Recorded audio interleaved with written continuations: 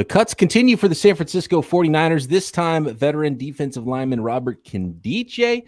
Could they make an addition as injuries mount now for the 49ers? A new little wrinkle to the Jimmy Ward injury, how long he might be out, and some news about Jimmy Garoppolo, if the New York Jets might come calling now that their young quarterback, Zach Wilson, has had surgery. And what about Jimmy ghosting the 49ers? More info on that. We'll get to all that on today's Winky Wednesday episode of Locked On 49ers. You are Locked On 49ers, your daily San Francisco 49ers podcast, part of the Locked On Podcast Network, your team every day.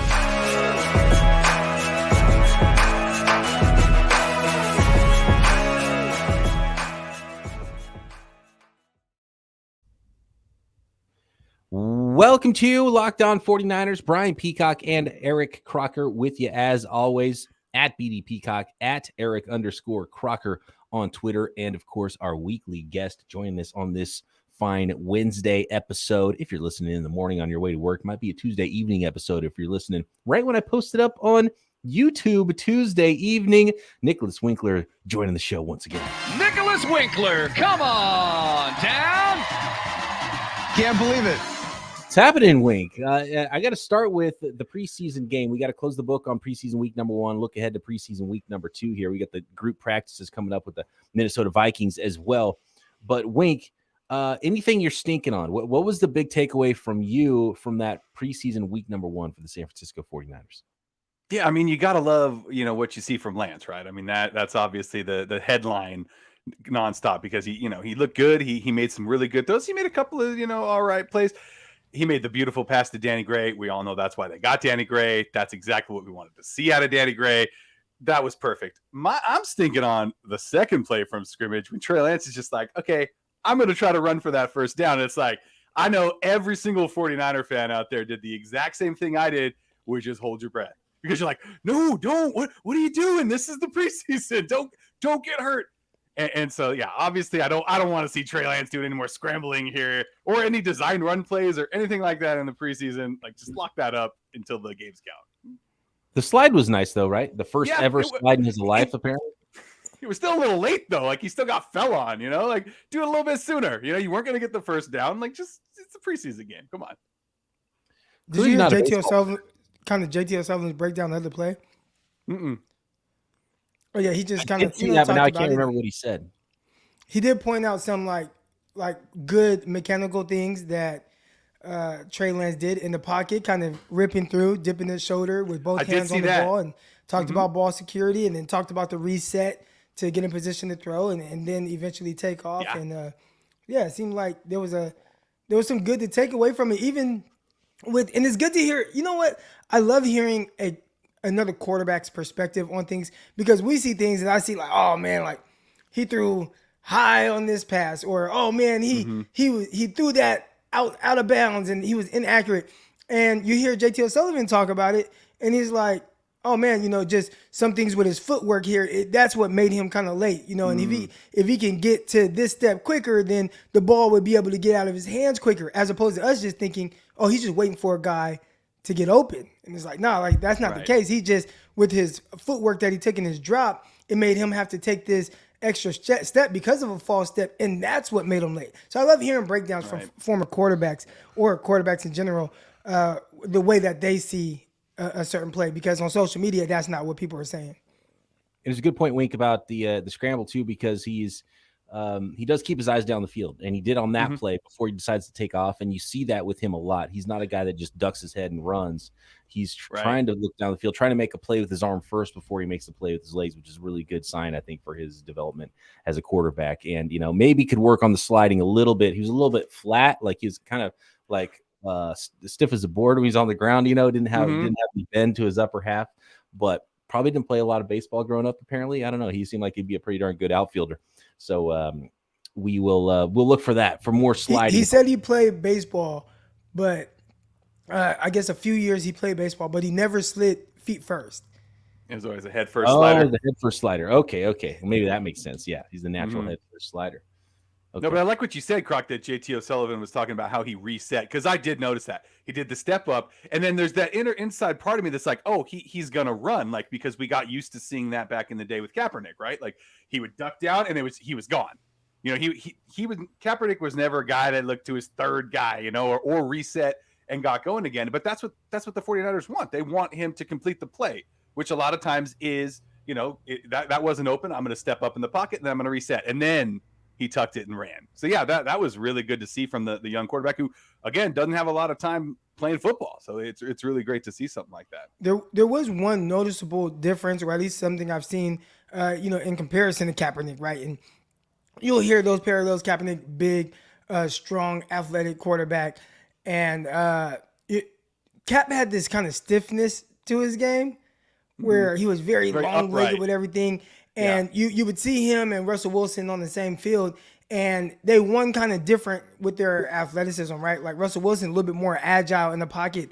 And I don't think we'll say or confuse Trey Lance for Russell Wilson, but he has a little bit more Russell Wilson type of elusiveness. Even on the sack, you see him kind of dip down, make a guy miss, and then he just saw like, there is nowhere to go right here. So then he kind of just went down and took the sack.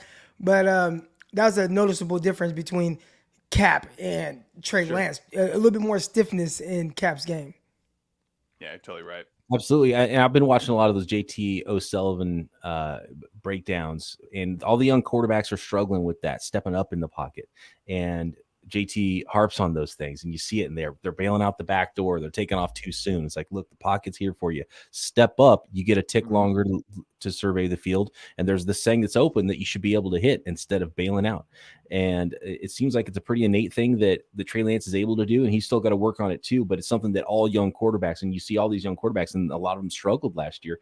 And it's not easy in the NFL, and there's just some smaller points to work on for all these quarterbacks. And so when you see them all in a row and you're watching a lot of those and you see things pop up for this quarterback and this quarterback and this quarterback, a lot of them struggle with that, just to be able to keep their eyes down the field, feel the pocket, don't look at the pressure, feel it, step up in the pocket, and still be able to make a throw, because that's what the great quarterbacks are able to do. Has he broken down Trevor Lawrence yet? Because I would love to know the kind of the difference between what he's seeing with Trevor Lawrence and what he's seeing with Lance. Because Lance, I felt like it was fairly positive, right, with some of the things he was saying, even talking about that throw that was, out of bounds, right? Kind of led Danny Gray out of bounds. But he was talking about how strong of a rocket of an arm Trey Lance had on that throw. But what were some of the things he said of Trey Lance, if you've seen that breakdown? Of Trevor Lawrence? Trevor Lawrence, excuse me. I don't think he's done Trevor Lawrence, or if he did, I hadn't seen it. Okay. I just watched the Justin Fields one earlier today. And that was a big one for him, bailing out a little bit too early, but some progression there from year one to year two for him. Who's the other one I saw? I think I saw Justin. Zach. There was Zach Wilson. There was Jalen Hurts. He did a few. I haven't seen all of what he's had this week, but obviously JT O'Sullivan, friend of the show, former 49ers quarterback, 49ers legend, as some would say. And always a must watch for especially his 49ers content, breaking down the quarterbacks, the QB school on YouTube. Got to check that out. When are we going to get that Nate Sudfeld breakdown from him? He goes. He knows what sells. JT knows. He knows what sells. Did you see how many views the Trey Lance video had in comparison to other videos? No. Oh man, it was like one video had like 10,000 views, another one had like 11,000 views, and then there's Trey Lance, 44,000 views at the time I saw it. Nice. No, the hype is real. I've been doing a lot of mock drafts for my fantasy football league, and Trey Lance, I'm watching it every single day. He's going higher and higher. People are really getting excited about it, and these are obviously probably a lot of 49er fans too, but also probably just people around the NFL. They're like, I want to get that next stud quarterback. It's people around the league now. I don't know about fantasy, but the tone in which they talk about him on national TV is completely different than how it was even before a game where he only threw 5 passes, right? Yeah. But he heading into this season and preseason, it was, they would say a lot of negative things about him, and some are still trying to hold on to that. Even Colin Cowherd, I didn't exactly hear him say it, but I saw someone kind of tweet it out where essentially he said, Trey Lance, he still will never be an accurate quarterback. He'll never be a 68% completion guy, but he'll win a lot of games because he has Kyle Shanahan as his head coach. So he can't give him love because, he's been pushing back. And, for different reasons, people have speculated these different things about Colin Cowherd and Trey Lance's relationship with him or someone in his family. But he's definitely soured on Trey Lance for whatever reason, and he's still having a hard time giving him any props. All right, so notes on the 49ers injuries coming up. We've got Kyle Shanahan on I Am Athlete dropping some nuggets. And there is the Jimmy Garoppolo stuff as well that we will get to coming up. But first, I got to let you guys know about my secret weapon when it comes to fantasy football this year. And that is the Elias Game Plan app. And that season is coming quick. And everybody loves this time of year. And if you're into sports betting or fantasy, you might need that competitive edge to win. That's why the Elias Game Plan app exists. And I'm sure you guys recognize that name, right? It's the ultimate sports betting and fantasy companion for the NFL, NBA, and MLB. Why? Because Elias Game Plan is the only sports app from the most trusted name in sports statistics, the Elias Sports Bureau, which is the official statisticians of U.S. pro sports leagues, including the NFL. Their app lets you access team and player stats, head-to-head and team comparisons, Elias insights from the Elias Sports Bureau's research team, player news, league-validated player stats and team records, expert game analysis for betting or building your fantasy team. So tons of research and statistics available on the Elias Game Plan app from the Elias Sports Bureau. So take our advice, download the Elias Game Plan app today with new features available all the time to take your game to the next level. NFL season right around the corner, so don't wait. Get ready for that fantasy draft. Get ready for those big bets that could pay off for the 2022 season. Find the Elias Game Plan in the App Store or Play Store today. Thanks again, everybody, for making Locked On 49ers your first listen every day. However you play, get the latest NFL fantasy draft tips from Locked On Fantasy Football and Locked On Dynasty. Plus, starting August 22nd, it is Fantasy Week. We're bringing you daily top 10 lists for Fantasy Draft Week. Locked On Fantasy Football, Locked On Dynasty, available on YouTube or wherever you get your podcasts. Did you guys catch the I Am Athlete episode with Kyle Shanahan? No.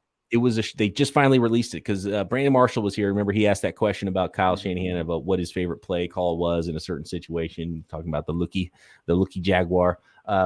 But later on that day, they sat down for 15 minutes. It was short. Kyle didn't have a lot of time. It was Pac-Man Jones and Brandon Marshall chatting with Kyle Shanahan for the I Am Athlete podcast. And he said a few things that were interesting. One was something that we kind of already knew, that it came down to Trey Lance or Mac Jones for the pick. That was the quarterbacks that they had whittled down to, and that's who they were deciding on for pick number 3. And Kyle Shanahan compared it to shopping for a house, which I thought was interesting, because basically he said that when he goes shopping for a house with his wife, he picks out everything that's wrong with the house and they think you hate the house. And then at the end, he decides, I think this is a really good one. We should get this house. And they're like, what are you talking about? I thought you hated this house. And he said, well, there's this thing, and this thing. There's 3 things wrong with it. But if you fix those, this house has a ton of potential. It could be amazing. And so I guess that's what he saw in Trey Lance. He knew what the negatives were, but he thought they were fixable, and he thought he had the talent to be the guy and had the bones to be the guy and be that long-term house that he's going to live in. And he's going to have to live with them for as long as he's the coach of the 49ers, it looks like. So I thought that was somewhat interesting. And then he talked about how it was his fault that Brandon Marshall got drafted by his dad in Denver, because he was with the Texans, and he was a wide receivers coach, and he was 26 years old, young coach, watching a bunch of tape for that draft that year when Brandon Marshall was coming out of a small school. And he loved Brandon Marshall, and his team wasn't going to take a wide receiver, so he knew they wouldn't draft him. So he called his dad and told him about him, and his dad said, sorry, man, I don't think we're going to draft him. And then turns out in the 4th round, they ended up taking him, and he ended up being really good. So I think that's where some of Kyle, and I think he's kind of, I think he had some bravado anyway, just because his dad coached in the league and was probably, willing to speak up more than others. But I think that's where his draft bravado comes from, and why he's so involved with the draft, and has had his pet players as it pertains to draft picks with the 49ers, especially wide receivers. And he's had some hits and some misses, but he hit on Brandon Marshall, hit on Deebo Samuel. And what do those guys have in common? They're really physical. They're really tough guys. And so I think that's one of the keys that you shouldn't forget when it comes to scouting players really at any position. You don't just win clean in the NFL like maybe you did in college. You could be super quick in college and look really good and, come home and not have to wash your jersey. But in the NFL, you got to win dirty. And I think we're seeing that with Debo. We saw that with Brandon Marshall. You see that with edge rushers. You see it with, defensive backs. You see it with offensive linemen. You see it with just about every position, quarterbacks too. So you got to be able to win dirty in the NFL. I think it's a big lesson that Kyle Shanahan should take away from his draft scouting days, dating all the way back when he was 26 years old and the wide receivers coach. I didn't realize Brandon Marshall went 4th round. I remember when he was coming out, man, that was a big physical freak of a receiver. And there have been people trying to compare other guys to Brandon Marshall and his play style. But I'm like, Brandon Marshall actually was 6'5", like a real 6'5", and he could run too. Now, he wasn't running like Calvin Johnson, but I think going to UCF and then maybe some, him trying to figure out himself still. And I think it's well documented his, battle with mental health and everything. And he's done a lot to help that community as well. But he was a legit prospect. I didn't remember him going 4th round. Yeah, Kyle had him as a 2. And there was also something I didn't really remember about Brandon Marshall is that he played some safety in college as well. Just he wasn't a safety necessarily, but they needed someone to play safety. So he's like, let me do it. And I think he led the team in tackles or something like that. So, a physical dude, a unique dude there. Interesting scouting report on Brandon Marshall. Interesting career he's had as well. And he talked about how he had gone through a similar situation that the 49ers are going through because they had Jake Plummer and they were a good team when he was drafted in Denver. Then they drafted a 1st-round quarterback in Jay Cutler. So hopefully Trey Lance is a lot better than Jay Cutler. Yeah, I mean, you mentioned being tied to the Jay Cutler disrespect. Jay Cutler was good. Now his issue was it was almost like he didn't care. But as far as being like a legit good quarterback, he could sling it. If Trey Lance is the next Jay Cutler, we will all be news. I'd say if Trey Lance is Jay Cutler that cares about football, then and throws less interceptions than Jay Cutler. Well, that's part of the caring. Nice. But let's be honest. I mean, we talked about how, Shanahan has tied himself to Lance because he has. They invested a lot in this guy. They gave up a lot of draft capital for him. So if he is Jay Cutler and you gave up all of that to move into, up in the 1st round just to get this guy, I don't think that's enough. Like, I think you need to get somebody that's a higher tier than what Jay Cutler was. You need somebody that kid, like you said, if he cares, because you want that passion, you need that. And you saw a little bit of that too in that preseason game as Lance is running over and getting his teammates' first touchdown balls, right? I mean, that's what you need in a leader. And I don't think Jay Cutler was ever that guy in the NFL because, as you pointed out, he didn't care, right? But you could tell that Trey Lance does care and he likes his teammates and he wants to be the leader in that clubhouse. And that's what you're looking for when you invest a lot into that guy.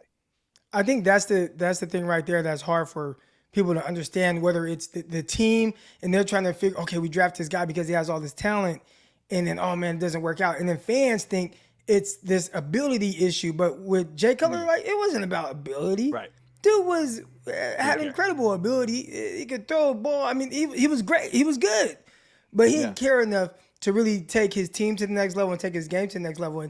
And when you draft a Trey Lance and you trade up all those picks for it, it's because you're banking on those traits that are really hard to quantify. Like, improving accuracy, you can do that. Like over time, you can get better. But there are some things that are just extremely difficult to just teach. Some people have them and they don't. And 2 things that Trey Lance just came with, and Kyle Shanahan identified it, aside from the physical ability, right? Because we see that, but he cares a lot. So the work ethic is there, and then the leadership abilities. And now he doesn't feel like he has to step on anyone else's toes, Jimmy Garoppolo or whatever, right? This rookie coming in. So now it's like, okay, I can kind of take on and really be the full version of me and continue to grow from there. All right, guys. I've got a name that the 49ers should claim from some of the initial cuts from teams around the league. Of course, the 49ers have cut one more player, Robert Nkemdiche. I'll tell you who that player is next. We'll talk about the Jimmy Garoppolo ghosting situation as well, if the New York Jets might be interested in him, according to Ian Rappaport. But first, let's talk about BetOnline.net, the fastest and easiest way to check in on all your betting needs. Find all your favorite sports and events at the #1 online source for odds, lines, and games. Find reviews and news of every league, including Major League Baseball, NFL, NBA, NHL, combat sports, esports, even golf, and live in-game betting. And talking about NFL, there is a ton of things you can bet on already for the 2022 season at BetOnline. They've got weekly lines, not only for these preseason games, but for the regular season all the way through week 16 already. Bet on the 49ers to win the Super Bowl? Yeah. Kyle Shanahan, coach of the year? Sure. You want to bet on which coach might get fired first? They got odds for that as well at BetOnline, which continues to be the top online resource for all your sports wagering information. And it's not just about placing the bets there either. They've got a ton of information that can help you place those bets. So get over to BetOnline today. Use your mobile or desktop device and learn more about the action happening today. BetOnline, where the game starts. Peacock, real quick, before we jump into this, I just looked up Jay Cutler's stats. Yeah. Yeah, you don't want Trey Lance.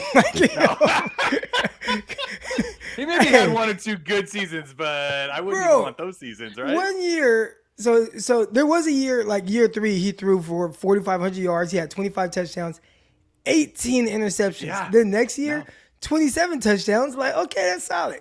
26 interceptions. And then the next year, dude, he had a 3-year run of interceptions. I mean, my math isn't great, but that's almost 60 interceptions in 3 years. Something crazy like that. That almost 60 interceptions in 3 year span. That's crazy. Yeah, right, you definitely hope. Don't be Jay Cutler. Yeah. Trey Lance had that one spectacular year in college, won the FCS national championship through 0 interceptions.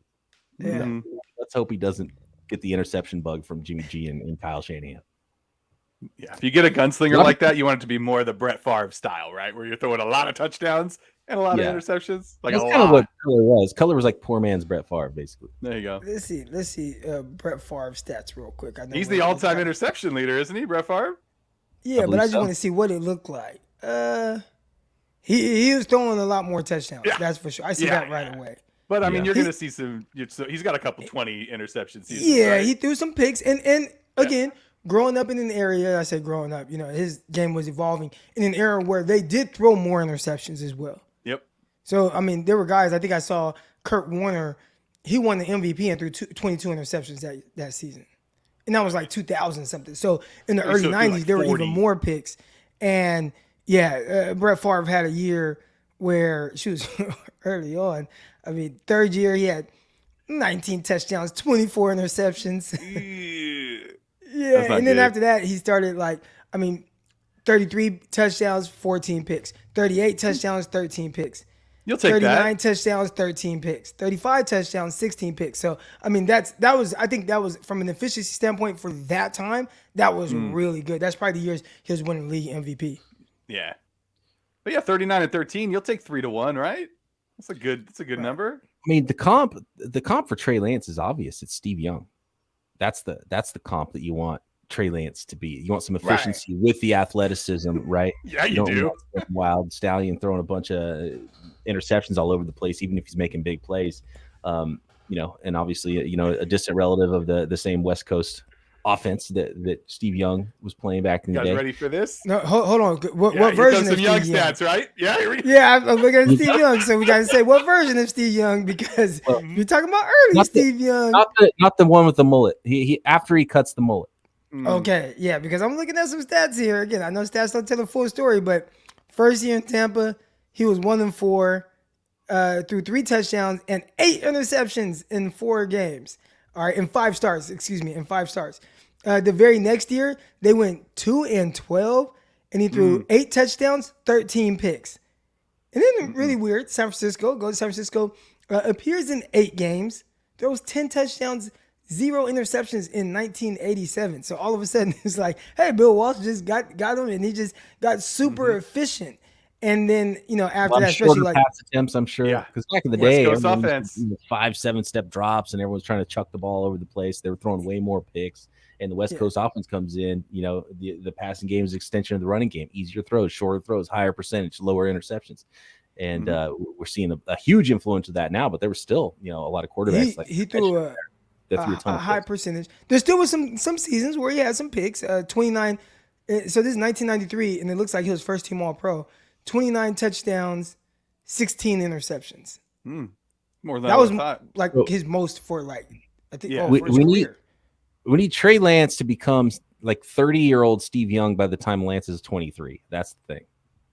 I'll buy that. That's a tough ask, but that's what you're hoping happens with with what the 49ers spent to go up to number 3 to draft young Trey Lance. Robert Nkemdiche, we hardly knew you. I don't know if we expected Robert Nkemdiche to make the roster. He's a big name guy, first round pick, but they picked him up late off the street as training camp was starting, and they, there was an opportunity for to add some depth on the interior of the defensive line. I don't know if they're setting up to make some other moves, if they need to add a defensive back now with all the defensive back injuries. I do have a name of a player there, but Robert Nkemdiche, we never really got to see him on the field. I saw him working out on the side when I was there at training camp. So I don't know if he just never really got into the system, got onto the field much. I don't know what the deal was with Robert Nkemdiche, but he has now been the latest cut to get down to 85 players for the San Francisco 49ers.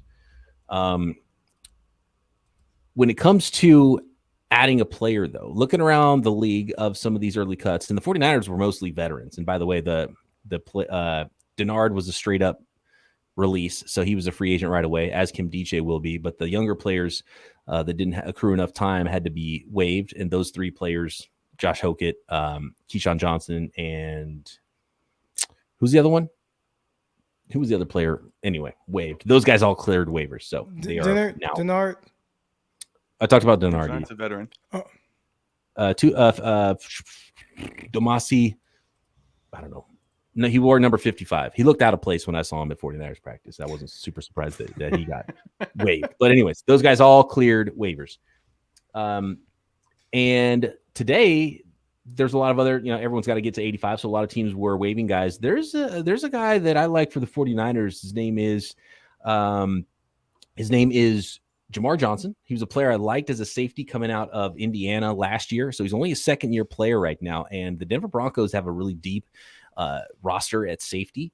And so he was kind of blocked there. And he was one of the early cuts. He was waived from Broncos camp. And so with Jimmy Ward now, potentially, the news is that his hamstring might keep him out potentially even into the season, or at least, he's a questionable for week 1 now. And we've seen a lot of muscle strains in camp for the 49ers. Do they need to bring in a safety?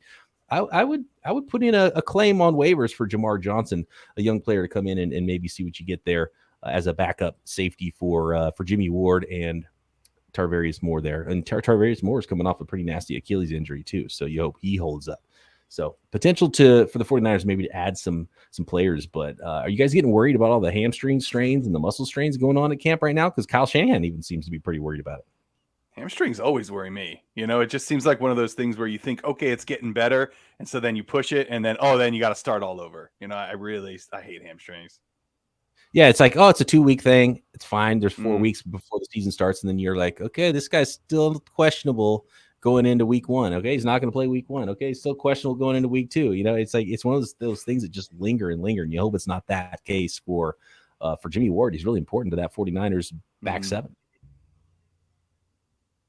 Is that the worst player for the 49ers to lose besides like Nick Bosa on defense, Croc? Is Jimmy Ward? Yeah. I was actually on 95.7 The Game today talking about that, just his importance and what he allows his defensive coordinator to do. Last season, the 49ers spent a lot of the season kind of hiding the cornerbacks and maybe not playing as much man as one would like. But then you go out and you get, oh, man, we got these 2 corners. You got Emmanuel Mosley, and then you bring in Travarius Ward. It's like, oh, man, we're going to play more man. That means we can drop down Jimmy Ward more in man-to-man coverage or do different things with him where he's free to kind of roam and make plays. And all of a sudden it's like, oh, my hamstring. Like, oh, my goodness, soft tissue injury for Ward. It limits, I'd assume it limits a lot of what your defensive coordinator would like to do. Because I know if I had a guy like him, oh, man, I'm just in the lab drawing up different things and all these different ways I could utilize him. So then, he goes down. It's like, man, now I got to go back to playing vanilla. Yeah, I mean, Ward's one of those guys, too. You could plug in almost anywhere, right? And especially in the secondary. Dude's played some linebacker. Like, yeah, that's a big hit for the 49ers. According to Ian Rappaport, With Jimmy Garoppolo available from the 49ers, the Jets don't appear intent on making a move. They have confidence in Joe Flacco in the likely scenario where he starts until Zach Wilson is 100% ready. And Zach Wilson did his knee surgery on Tuesday. And with the bone bruise and the recovery time, week 1 is in question, might go into the season, but he's, it's not a season ending injury or anything like that for Zach Wilson. So I guess good news for Zach Wilson. And however long that is, the Jets are cool with running with Joe Flacco. I think that's, probably what everybody expected to be the case. So that's not a surprising report from Ian Rappaport. But what do you guys think of the recent stories? There was Mike Silver had the story and made a bigger deal of Jimmy ghosting the 49ers in the off seasons, starting with right after they signed him to that big contract after the 2017 season. And was it, I think it was Chris Sims today, right? Kyle Shanahan's buddy was talking about it and said they had to literally go knock on his door. Like he just would not answer the phone. They had to go to his house and knock on the door to get a hold of him in the offseason. You think that's a bigger deal than because we'd heard about George Kittle in the past joking about it, says that Jimmy doesn't return his texts in the offseason. I thought it was a funny thing, but like how absent was he in the offseason? In the offseason, right? If you're not you don't have to be there. And if you show up in great shape, why does it even matter?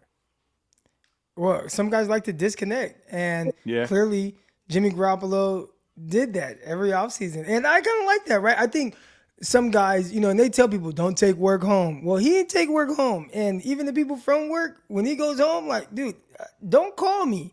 Don't text me. I'll see you at the facility. And I'm not like that. But clearly Jimmy Garoppolo there's two versions of him. The one in the locker room who everyone loves. He's great. He's a great leader.